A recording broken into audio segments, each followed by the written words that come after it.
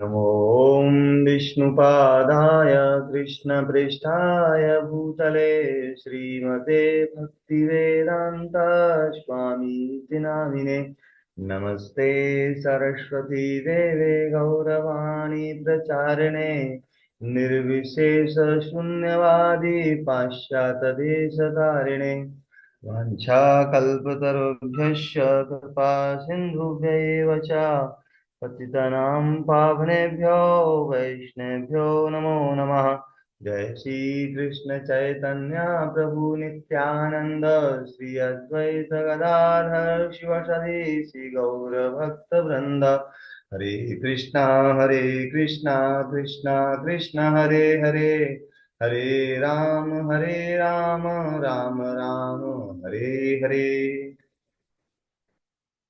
हरे कृष्णा।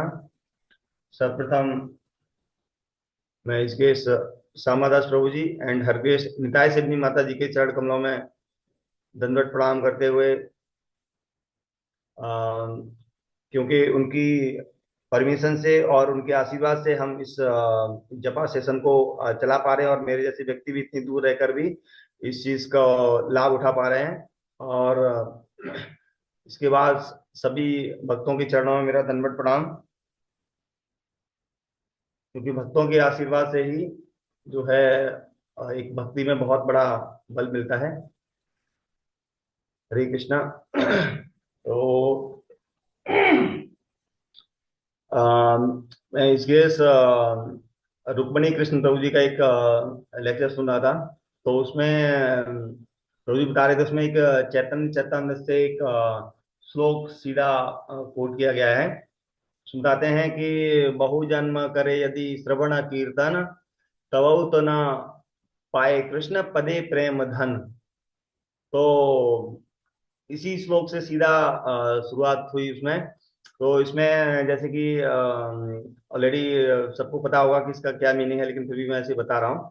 तो उसमें मतलब बताते हैं कि अगर कई जन्मों तक भी अगर श्रवण कीर्तन ये सब करते हैं, लेकिन फिर भी जो है इसका कोई गारंटी नहीं है कि हमें जो इस हरिनाम जप का जो चरम लक्ष्य जो है वो क्या है, कृष्ण प्रेम। तो इसकी कोई गारंटी नहीं है हमें कृष्ण प्रेम प्राप्त हो जाएगा। तो इसको सोच के मतलब लोग डिमोरलाइज भी हो सकते हैं, बोला अरे ये क्या है, मतलब इसमें तो जगह जगह पे हमने सुना है कि हरि नाम, केवल एक हरि का नाम जो है वही हमको इस भौतिक दुनिया से जो है पार लगा सकता है, भगवान के धाम में लेके जा सकता है। तो फिर ये क्या है। तो इस चीज को मतलब दो चीजों से हम समझ सकते हैं।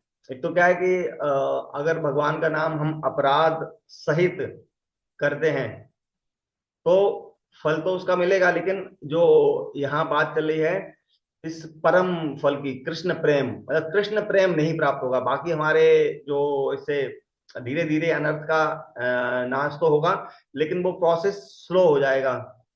लेकिन अगर उसी चीज को हम अगर अपराध रहित नाम लेने की कोशिश करेंगे और नामाभास और बाकी पे धीरे धीरे शुद्ध भक्त शुद्ध नाम के क्या बोलते हैं कंडीशन में जाएंगे, तो फिर उसका जो है पूरा पूरा फल मिलेगा इसमें।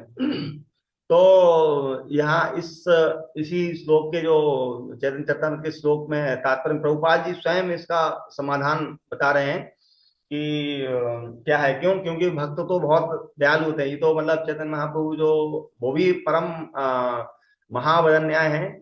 तो उन्होंने लेकिन फिर भी क्या क्या प्रिकॉशन लेना है तो उसके हिसाब से फिर भी उनको बताना पड़ता है, तो इसलिए उन्होंने बताया।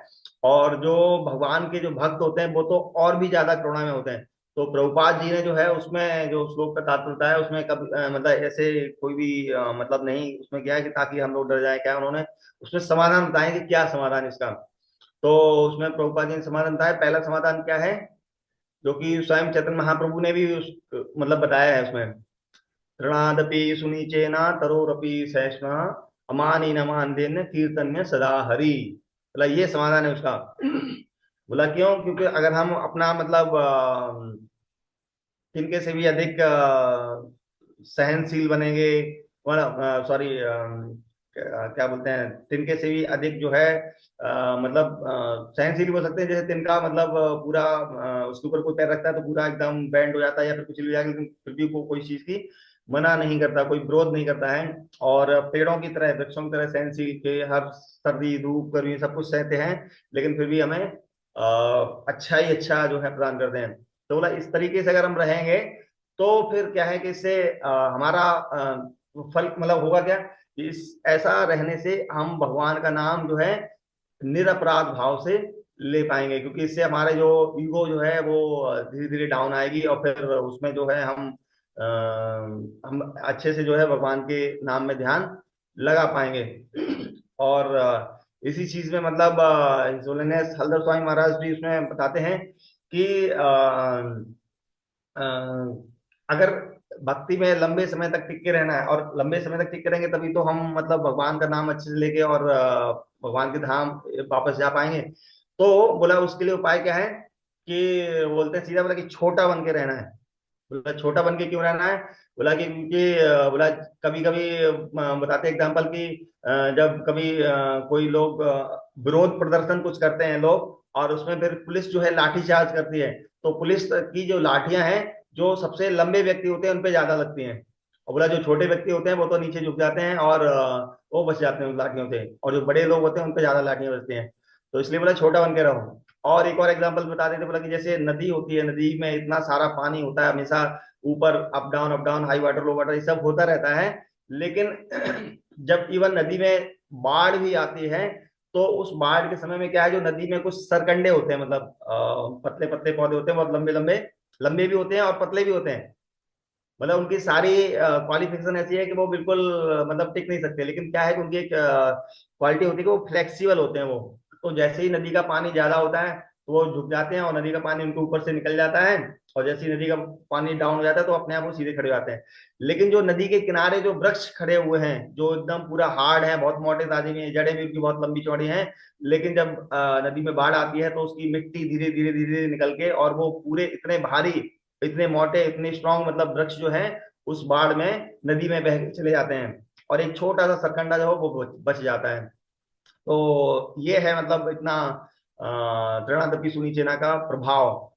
और दूसरा इसमें क्या बोलते हैं, प्रभुपाद जी जो है उसका समाधान बता रहे हैं कि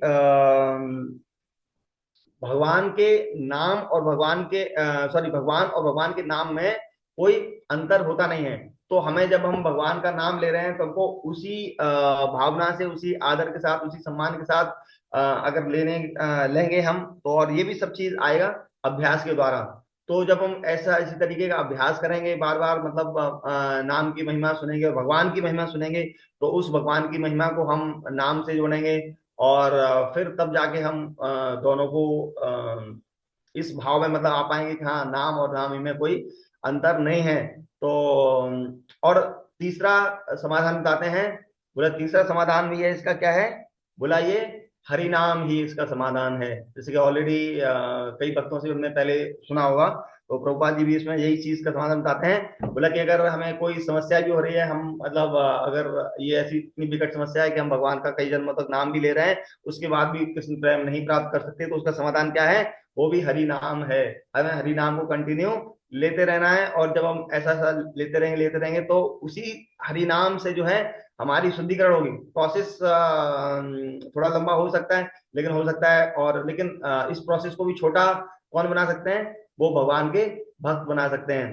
क्यों, क्योंकि भगवान के भक्तों के साथ में जब हम रह के जप को करते हैं, तो उससे जो हमारे जो अनर्थ हैं उनका नाश होता है। तो उस अनर्थों को जब नाश होगा, तो उसके जब क्या बोलते हैं, हम अपना भजन तो थोड़ा बहुत कर ही रहे हैं जैसे भी किया, लेकिन अगर यही सब चीज हम अगर भक्तों के साथ में रह के अगर हम कर रहे हैं, तो भक्तों की कृपा दृष्टि से ही जो है हमारे अनर्थों की निवृत्ति जो है बहुत हो जाती है, और उसका प्रोसेस भी बहुत फास्ट हो जाता है।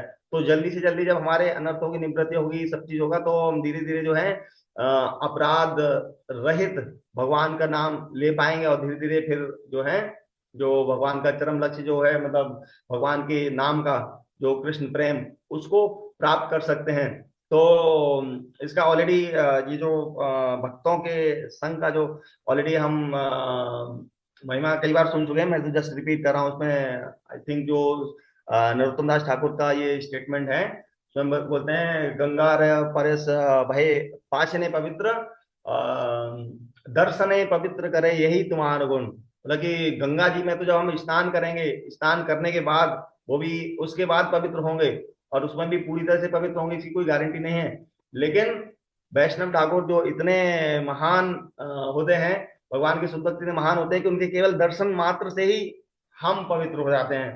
तो इस वजह से भी हमें जो है वह भक्तों के संग में हमेशा रहना चाहिए, और भक्तों के संग में रह के जपा करने का प्रयास करना चाहिए। इसी के साथ मैं अपने जपा टोक को विराम देता हूँ। माफ कीजिए, इसमें 3 मिनट ऑलरेडी एक्स्ट्रा हो गए हैं। तो और मैं सभी भक्तों से प्रार्थना करता हूँ कि मेरे ऊपर भी कृपा बनाए रखें, अपना आशीर्वाद बनाए रखें, ताकि मैं भी इसी चेतना में रह के और भगवान के नाम को कर पाऊं, और इन अपराधों से जो है निवृत्त हो पाऊं। हरे कृष्णा। वाञ्छाकल्पतरुभ्यश्च कृपा सिन्धुभ्यः च पतितानां पावनेभ्यो वैष्णवेभ्यो नमो नमः। अनंत कोटि वैष्णव वृंद की जय। श्री प्रभुपाद की जय।